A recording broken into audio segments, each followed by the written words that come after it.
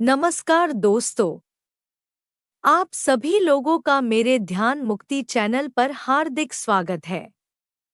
Please आप सभी लोग मेरे चैनल को लाइक व सब्सक्राइब जरूर करें।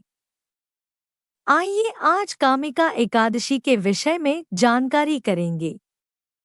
साथ ही कामिका एकादशी व्रत की कथा भी सुनेंगे। एकादशी का व्रत हर महीने में 2 बार आता है, एक शुक्ल पक्ष और दूसरा कृष्ण पक्ष। ऐसी मान्यता है कि जो व्यक्ति एकादशी का व्रत करता है उसे मोक्ष की प्राप्ति होती है।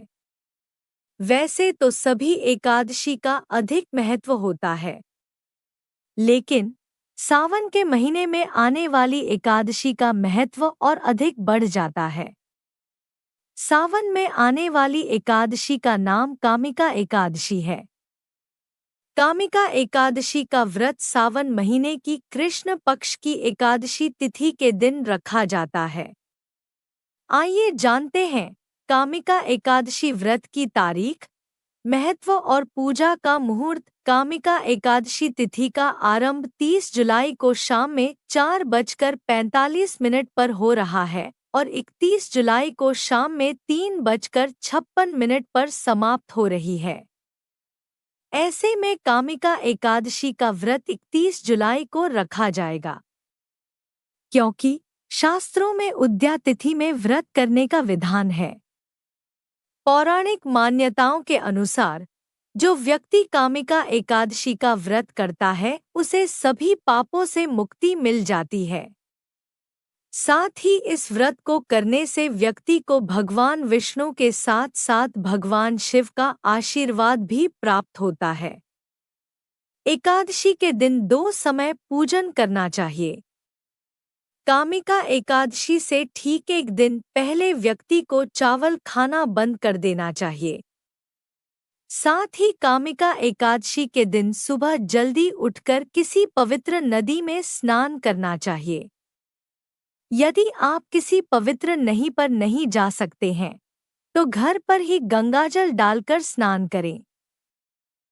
पूजा के लिए पीले रंग के आसन का ही इस्तेमाल करें। इसके बाद पूरे विधि विधान से पूजा करें। एकादशी कथा का पाठ भी करें और अंत में आरती के साथ पूजा संपन्न करें। साथ ही व्रत के अगले दिन पारण के समय ब्राह्मण या किसी जरूरतमंद को दान जरूर दें। आइए कथा सुनते हैं। कुंती पुत्र धर्मराज युधिष्ठिर ने एक बार भगवान श्री कृष्ण से कहा कि श्रावण मास में कृष्ण पक्ष की एकादशी का महत्व बताइए। इस पर भगवान श्री कृष्ण ने कहा कि सुनो, कामिका एकादशी के बारे में तुम्हें वह बताता हूँ जो ब्रह्मा जी ने देवर्षि नारद से कहा था। ब्रह्मा जी ने कहा कि हे नारद, श्रावण मास की कृष्ण एकादशी का नाम कामिका है।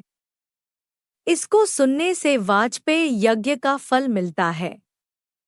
इस व्रत के प्रभाव से साधक को कभी भी खराब योनि प्राप्त नहीं होती है और सिर्फ इस एकादशी के उपवास से ही उसको मोक्ष की प्राप्ति होती है। ब्रह्मा हत्या के पाप से भी छुटकारा मिलता है। कामिका एकादशी के दिन भगवान मधुसूदन की पूजा के बाद कथा जरूर पढ़नी चाहिए, तभी यह व्रत पूरा माना जाता है। इसलिए आपको कामिका एकादशी व्रत कथा पढ़नी चाहिए। इसके अनुसार एक गांव में एक क्षत्रिय रहता था। एक दिन किसी कारणवश उसकी एक ब्राह्मण से हाथापाई हो गई और अधिक चोट लगने से ब्राह्मण की मौत हो गई। अपने हाथों मरे ब्राह्मण की क्रिया उस क्षत्रिय ने करनी चाहिए तो पंडितों ने उसे क्रिया में शामिल होने से मना कर दिया। उन्होंने उसे बताया कि तुम पर ब्रह्महत्या का दोष लगा है, पहले प्रायश्चित करो और इस पाप से मुक्त हो, तब हम तुम्हारे घर भोजन करेंगे। इस पर क्षत्रिय ने पूछा कि इस पाप से मुक्त होने के क्या उपाय है।